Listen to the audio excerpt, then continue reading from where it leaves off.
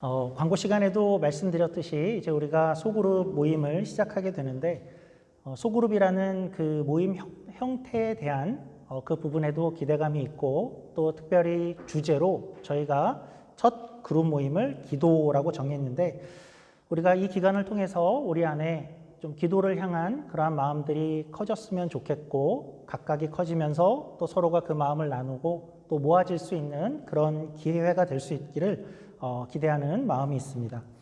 그래서 오늘은 본문을 기도라는 주제를 좀 다루면 좋겠다 생각이 들어서 기도에 관해서 하나님께서 우리에게 어떤 마음을 가지고 계실까? 또 기도는 어떻게 시작하는 것이 좋을까? 또 우리는 기도를 하면서 어떤 자세와 어떤 마음이 필요할까 하는 그러한 내용들을 오늘 조금 함께 살펴보려고 합니다. 그래서 이 본문은 이 기도에 대해서 아주 핵심적인 부분을 잘 가르쳐주고 있는 본문이기에 오늘 선택을 했고 함께 내용을 좀 생각해 보도록 하겠습니다. 우리가 함께 읽었는데 제가 이 본문의 내용을 조금 제 버전으로 설명을 한번 해보면 이런 것이죠. 한 도시에 재판장이 있었습니다. 당시의 재판장이라는 것은 오늘날처럼 이렇게 사법부에서 판결만 하는 그런 판사 이런 뜻이 아니고 구약시대에도 사사라는 사람들이 있었죠. 그 사사는 재판자라는 그런 뜻입니다. 그래서 단지 재판만 하는 것이 아니라 그 동네, 그 마을, 그 지역의 최고의 지도자를 일컫는 그러한 단어입니다. 그래서 우리나라로 생각하면 예전 마을의 어떤 원님이나 고을의 사또, 그러니까 이 정도 돼서 최고의 권력을 가지고 지도를 하는 사람이기 때문에 최종 판결권도 그 사람이 갖고 있는 그러한 사람, 그런 재판장이 있었습니다.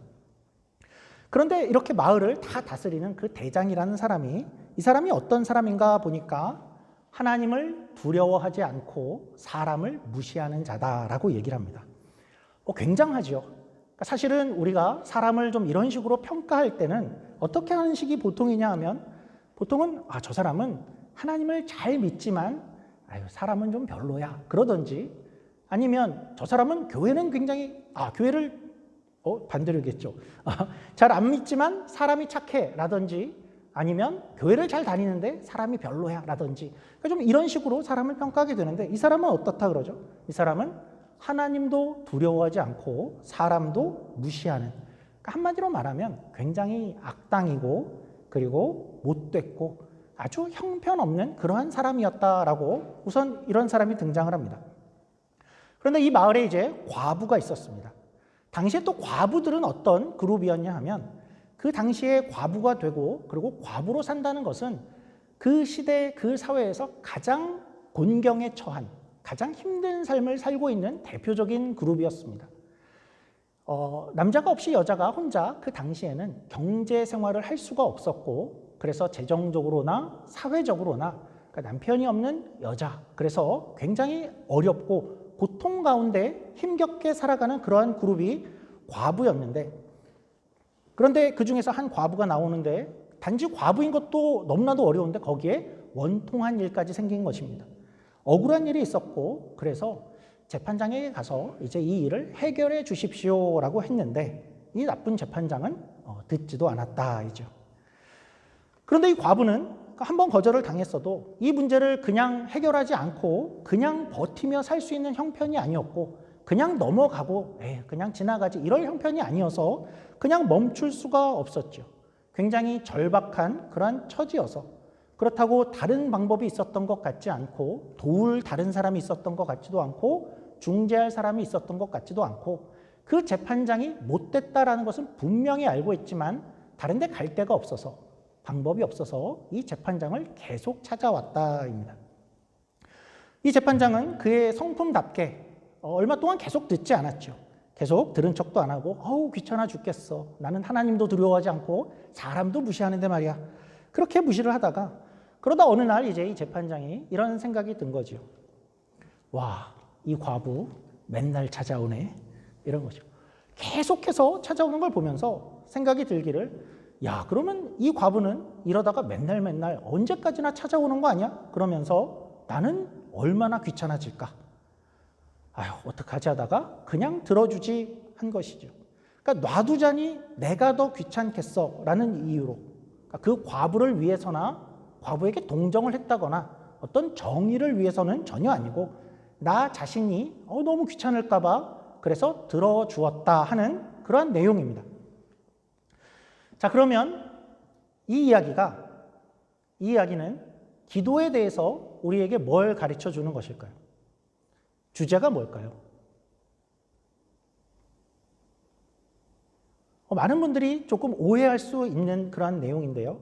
이 내용이 과연 그러면 하나님께도 우리가 과부처럼 번거롭게 귀찮게 해서라도 하나님이 우리의 소원과 우리의 요구를 들어주도록 만들어내자. 그게 핵심일까요? 정말 그럴까요? 물론 이 내용에서 이런 구절이 나오죠. 하나님께 밤새 부르짖는 자라는 구절처럼 기도를 계속해야 한다라는 것은 분명히 맞습니다.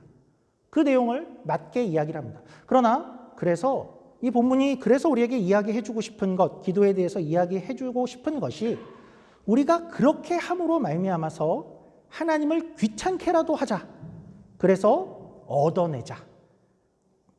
그러면 하나님도 이 재판장처럼 귀찮아 그러면서 우리가 필요한 걸 결국은 주고 말 거야. 우리에게 필요한 것을 얻어내는 최고의 방법은 이거야. 이것이 과연 이 본문이 우리에게 말하고 싶은 것일까 하는 것이죠. 제가 퀴즈를 한번 내보겠습니다. 정답을 맞추시는 분은 커피라도 제가 한 잔 대접을 해드리도록 하죠. 온라인으로 하시는 분들은 채팅창에 넣어주시면 시간을 재서 먼저 정답을 말씀하신 분을 발탁하도록 하겠습니다. 하루는 그 영희 아버지가 자기의 5딸들을 다 자기의 집으로 불렀습니다. 5명의 딸들이 있었습니다. 첫 번째 딸의 이름은 1순이입니다. 두 번째 딸의 이름은 2순이입니다. 세 번째 딸의 이름은 3순이입니다. 3순이가 제일 유명하죠. 한국의 드라마도 있었고 리치몬드의 식당도 있습니다. 3순입니다. 넷째 딸은 뭘까요? 넷째 딸은 4순입니다. 자, 질문입니다. 퀴즈입니다. 5째 딸의 이름은 무엇일까요? 예? 끝순이? 기발한 아이디어입니다. 자, 또 뭘까요? 이런 반응이 너무 좋습니다. 막순이? 상당히 의외인데요. 자, 다시 한번. 그래서 첫째 1순위, 2순위, 3순위, 4순위. 예. 그렇게 대답을 해주셔서 감사하고 그렇지 않습니다. 자, 정답은 뭐냐면 또 여러분들 5순위라고 많이 생각을 했겠죠. 그렇게 생각을 했지만 이런 문제라면 목사님이 과연 냈을까 하고 또 망설인 분도 있을 텐데 정답은 뭐냐면 정답은 5째 딸 이름은 영희입니다. 왜죠? 예, 처음에 퀴즈를 낼 때 영희 아버지한테 5명의 딸이 있었는데 하고 4명의 이름을 이야기를 드렸죠. 그래서 5번째 이야기는 많이 틀리는 문제니까 너무 좌절하지 마시고 5번째 딸의 이름은 영희입니다. 자, 이 퀴즈의 교훈은 뭐냐면 첫 번째 처음 얘기한 걸 잘 들어야 된다라는 게 교훈이죠. 이 오늘 본문이 그렇습니다. 우리 오늘 본문을 한번 주보나 성경책을 한번 봐주시죠.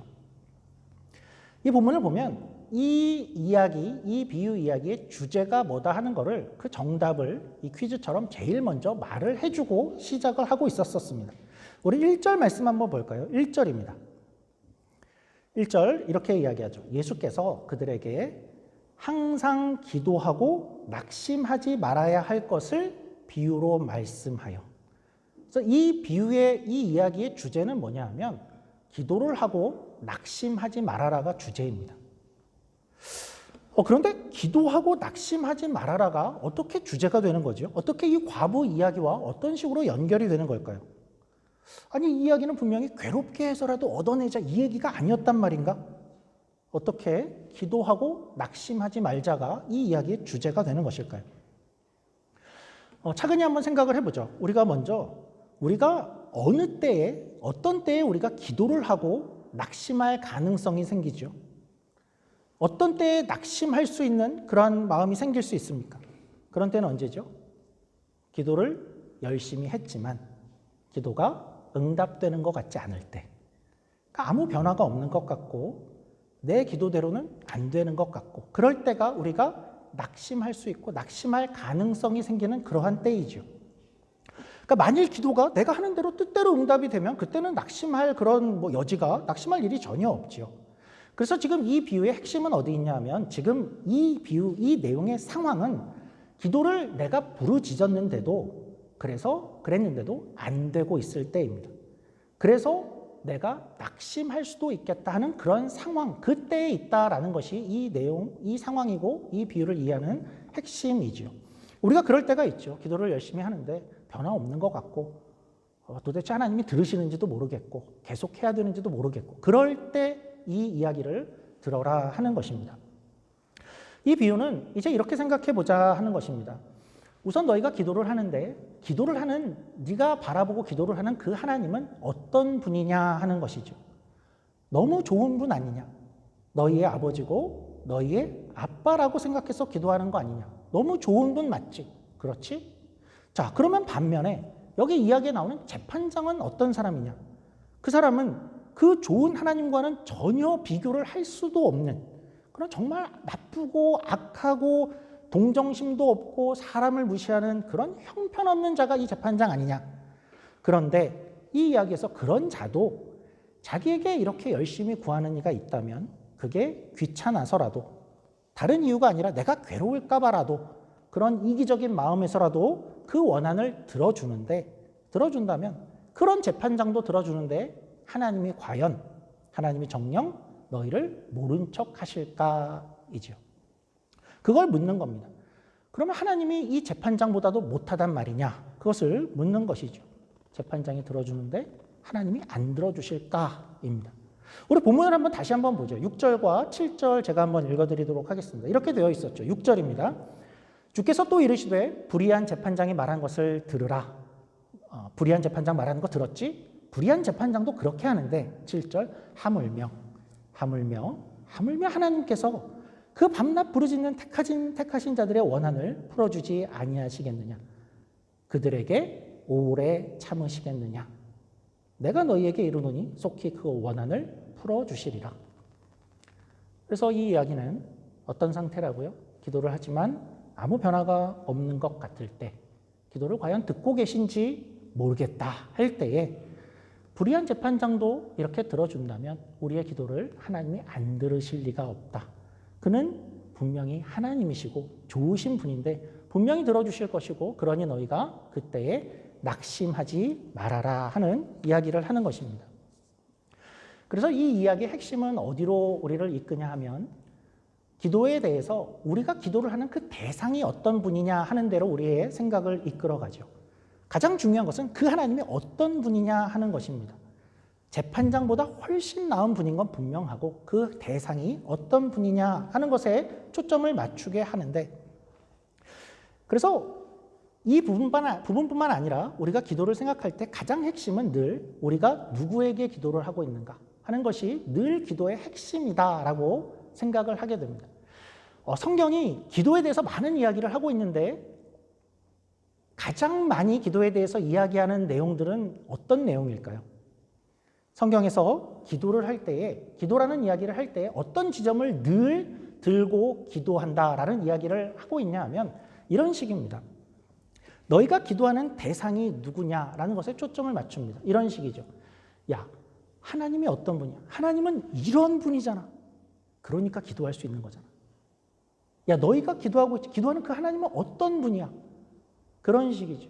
야, 너희가 기도할 수 있다면 왜? 하나님이 인자하시고 성실하시고 은혜가 풍성하시고 공의로우시고 은혜가 풍성하시고 아들을 주시기까지 우리를 사랑하시는 그런 분이어서 그래서 너희가 기도할 수 있는 것 아니야 하는 것이 늘 기도의 핵심은 그분이 하나님이 어떤 분이냐 하는 것으로 성경에 등장을 합니다.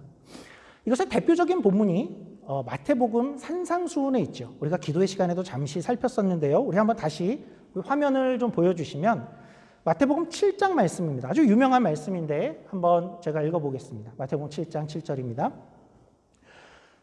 구하라 그리하면 너희에게 주실 것이요 찾으라 그리하면 찾아낼 것이요 문을 두드리라 그리하면 너희에게 열릴 것이니 구하는 이마다 받을 것이요 찾는 이는 찾아낼 것이요 두드리는 이에게는 열릴 것이니라.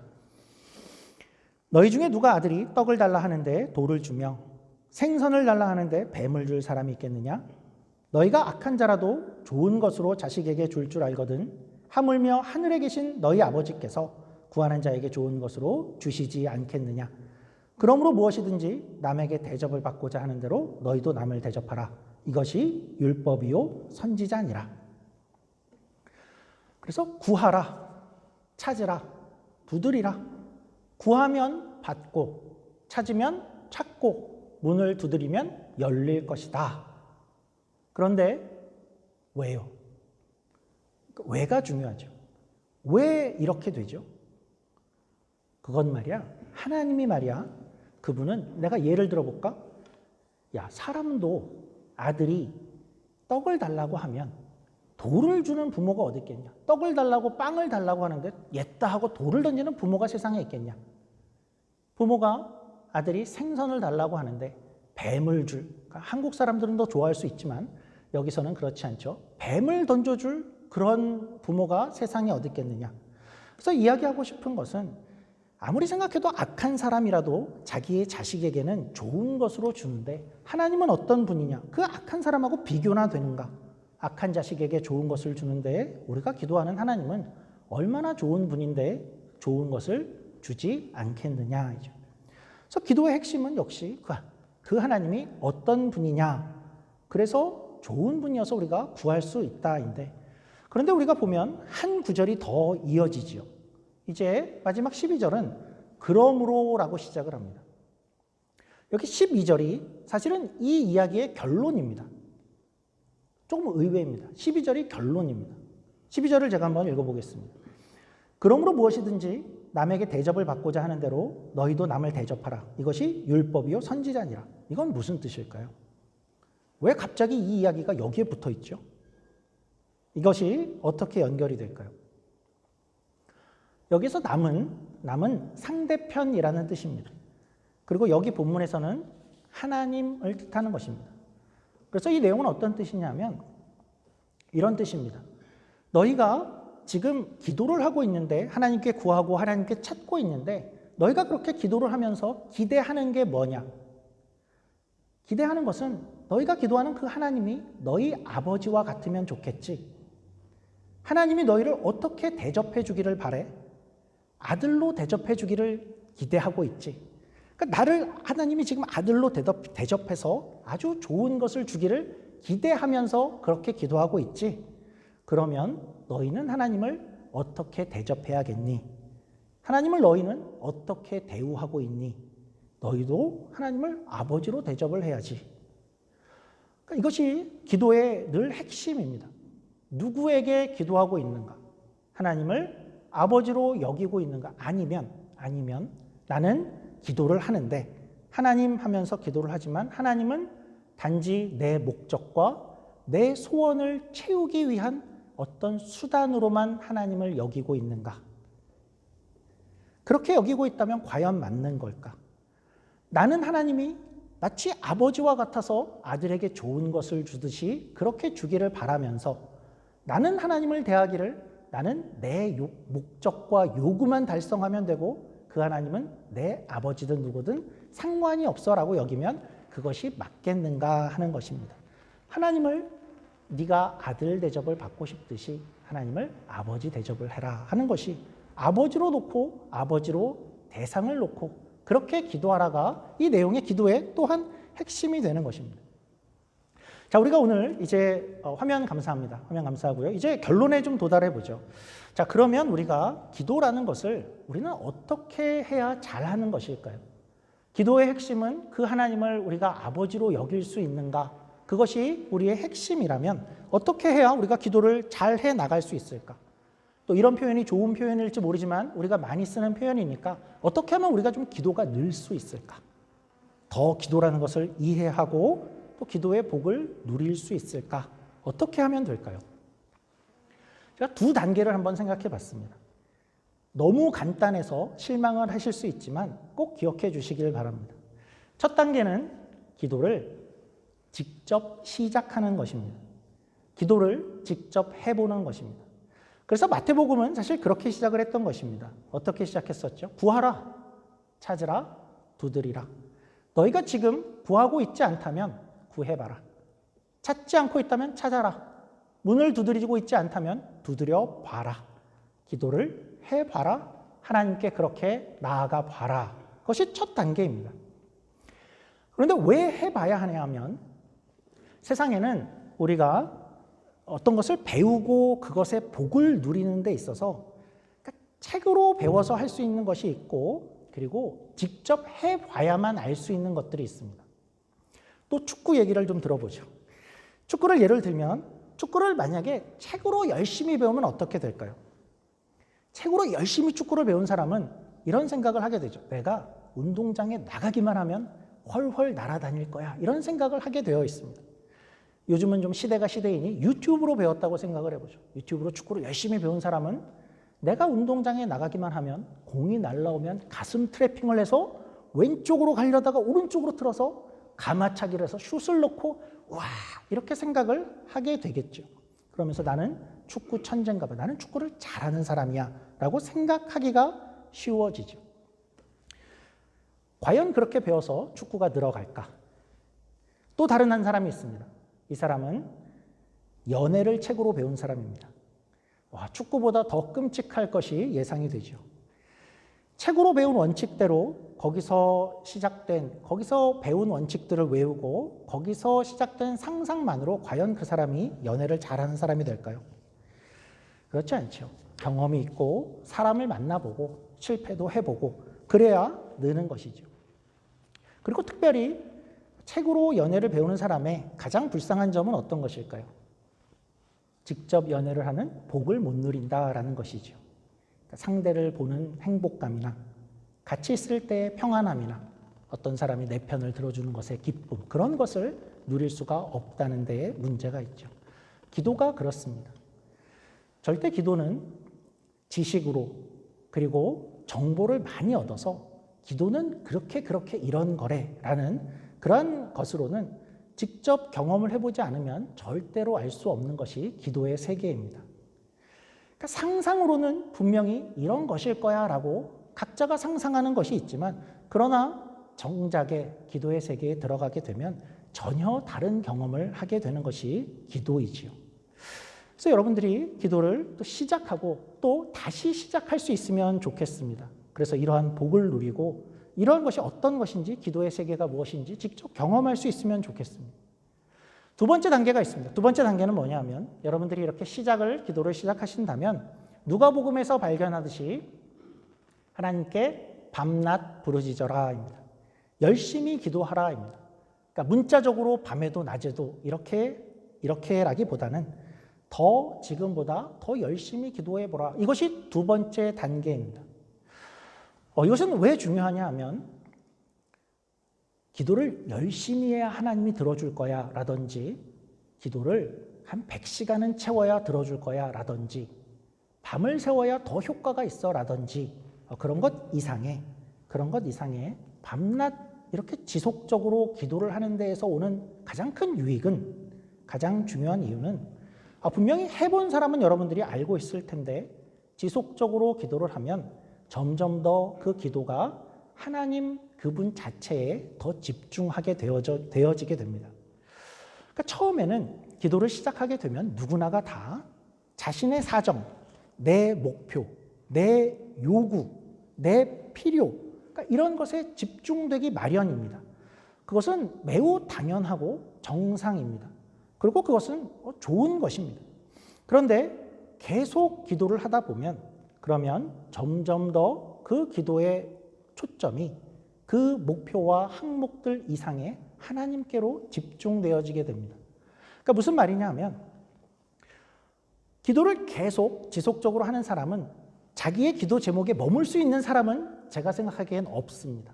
왜냐하면 자연스럽게 기도를 하면서 이 기도 제목을 하나님께서 과연 들어주실까 이런 생각을 하게 되어 있고 그리고 기도 제목을 하나님이 기뻐하실까 그 대상에 점점 더 집중하게 되고 또 기도를 지속적으로 하는데 그 응답이 우리의 생각처럼 오지 않을 때에는 하나님은 또 이것에 대해서 어떻게 생각하고 계실까? 혹시 하나님은 이것에 대해서 다른 계획을 갖고 계신 것은 아닐까? 왜 이런 상황이 되어질까? 그래서 기도를 더 하고 더 할수록 하나님은 어떤 마음을 가지고 계실까에 우리의 초점이 맞춰지게 되고, 그래서 성경을 더 보게 되고, 하나님이 내 인생을 이때까지는 어떻게 이끌어왔지? 앞으로 어떻게 이끄시려고 지금 이렇게 하시는가에 우리의 마음이 맞춰지게 되어 있다는 것입니다. 장담하건대 기도를 지속하면서 이렇게 되지 않을 수 없습니다. 내 목표만, 내 목적만 집중하면서 밤새 기도할 수 있는 사람은 오히려 없습니다. 그래서 기도를 지속하는 것의 중요한 점은 그렇게 해서 내 열심과 공로를 하나님께 인정받아야지 이전에 그것을 넘어서 그렇게 할 때 하나님께 우리의 마음을 더 초점을 맞출 수 있기 때문에 그것을 권면하고 그렇게 성경이 요구를 하는 것입니다. 사실은 기도의 목적지는 여기일 수 있습니다. 기도는 우리의 목표, 소원, 기도 제목으로 시작을 해서 하나님이라는 존재를 만나는 것으로 완성이 되는 것입니다. 말씀을 마치도록 하겠습니다. 우리가 기도를 시작해 보면 좋겠습니다. 머릿속으로 말고 한번 자리를 잡아보고 또 시간을 정해보고 그리고 진지하게 기도를 시작해 보는 것입니다. 분명히 기도의 세계 안에 그것이 무엇이구나 하는 것을 여러분들이 발견할 수 있을 것이고, 무엇보다도 그 불의한 재판장과는 다른 우리의 기도를 들으시는 하나님을 그 안에서 만나실 수 있을 것이고, 가능하면 지금보다 기도를 더 지속하기를 노력하시기를 부탁을 드립니다. 기도를 더 해서 열심을 내야지, 열심을 드려야 돼 이전에 그렇게 지속할 때 하나님을 알게 되고 하나님과의 교제 속으로 깊이 들어가는 그러한 경험을 우리가 할 수 있기 때문입니다. 그 기도 안에서 우리의 기도를 들으시는 그 하나님을 만나시기를 바라고, 우리를 낙심시키지 않으시겠다 약속하시는 그 하나님을 만나시는 우리 모두가 되기를 주님의 이름으로 축원합니다. 기도하겠습니다. 하나님 아버지, 우리는 때로는 기도를 하면서도 때로는 고통스럽습니다. 우리는 과부와 같아서 정말 곤고한 가운데 있고 억울한 가운데 있고 우리의 힘으로 할 수 없는 가운데 있어서 기도를 하는데 왜 조금 더 빨리 이루어지지 않는가? 그것이 너무나 어렵습니다. 이 고통과 기다림은 때로는 우리가 참기가 힘듭니다. 그러나 하나님, 우리가 동시에 한 가지는 기억을 합니다. 하나님께서 우리의 기도를 듣고 계시지 하는 마음입니다. 하나님은 눈이 없어서 볼 수 없는, 또 귀가 없어서 들을 수 없는 우상과는 다르다라고 하신 말씀 우리가 기억합니다. 그래서 하나님, 오늘 우리가 다시 또 기도합니다. 저 형편없는 재판장도 들어주는데 하나님이랴 하고 말씀하신 그 말씀을 의지하여 오늘도 다시 한번 기도의 자리로 나아갑니다. 하나님, 우리의 기도 가운데 우리가 하나님을 하나님으로 바로 알게 하시고 하나님을 하나님으로 대접하게 하시며 하나님이 계시기에 우리가 낙심치 않는 그러한 우리가 될 수 있도록, 내가 너희에게 오래 참으랴 하고 말씀하신 그 말씀을 기대하며 하나님의 응답을 기다리는 우리 모두가 되게 하여 주시옵소서. 우리 모두가 또한 기도하는 공동체가 되어지기를 원합니다. 기도가 우리의 행위나 열심이나 공로로서 그것을 넘어서 그 가운데에서 기도가 주는 큰 복을 누릴 수 있는 우리가 되게 하시고, 기도를 통해서 준비하신 하나님의 복과 하나님을 만나는 그러한 귀한 경험을 우리 모두가 함께 경험하는 교회가 될 수 있도록 하나님 은혜를 더하여 주시옵소서. 감사하며 예수님 이름으로 기도드립니다. 아멘.